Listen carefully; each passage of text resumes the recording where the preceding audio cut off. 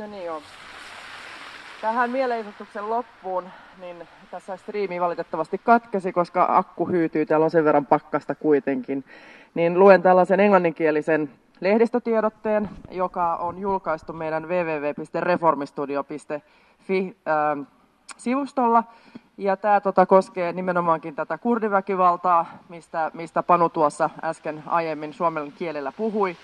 Eli tosiaan olimme 4 vuotta sitten, olimme eduskuntavaaliehdokkaita silloinkin, Panu Huuhtanen ja Tiina Keskimäki, ja siellä tapahtui tällaista erittäin massiivista vaalihäirintää ja törkeitä tällaisia rikoksia tapahtui, niin kuin muun muassa tosiaan Panu Huuhtasen kyynärluu katkaistiin ja asiaa sitten jonkun verran tutkittiin, mutta loppuviimeksi sitten kun asia meni käräjäsaliin, niin tosiaan tässä kävi juurikin näin, että nämä tekijät päästettiin kaikki vapaiksi. Ja tässä on nyt sitten, eikä asiassa sitten saatu enää jatkokäsittelylupaa hovioikeuteenkaan, niin tämä teksti, minkä mä nyt luen, niin tosiaan löytyy meidän www.reformistudio.fi-sivulta, ja tämä nyt on osoitettu tietenkin ehkä enemmän sitten kansainväliselle yleisölle.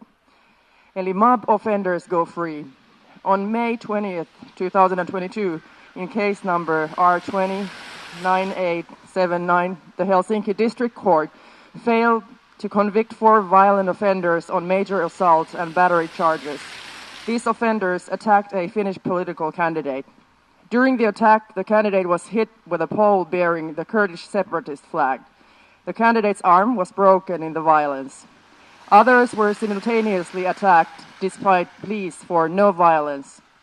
During the attack, the attackers chanted Erdogan terrorists, as their motivation to attack the Finnish political candidate. The prosecutor who championed the charges against the attackers had no comment at the conclusion of the hearing. One of the 4 offenders, Aso Vion, was convicted on minor charges and required to pay a small fine to 2 of the victims in the attack. The other attackers were released, despite their admission to police and their appearance in video depicting their direct participation in the attack on the candidate. The major reason given by the court, despite what appears to be incompetence, obvious political bias, and Orwellian doublespeak, was that the police could not identify the attackers, who appear on video, admitted to the police to the attack, and were identified in court by victim political candidate.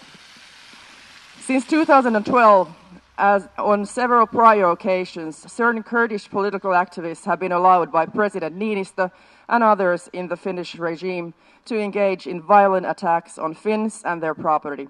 Again, the motivation for these attacks is demonstrated by their repeated chanting of Erdogan terrorist.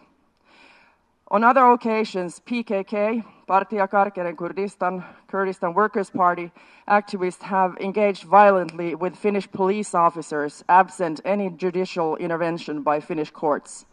On the occasions such as activists have shut down busy Helsinki streets during rush hours and have stormed into the Finnish Parliament House bearing PKK flags and chanting derogatory slogans.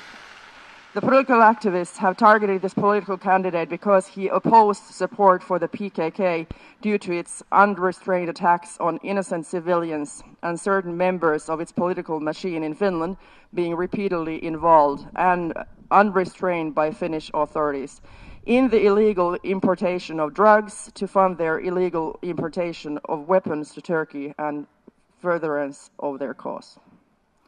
Tässä englanniksi.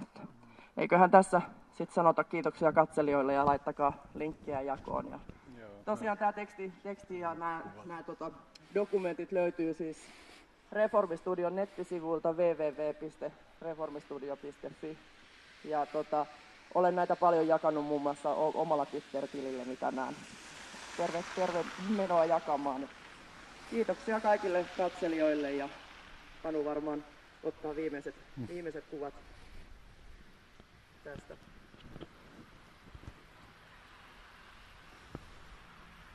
Kiitos kaikille.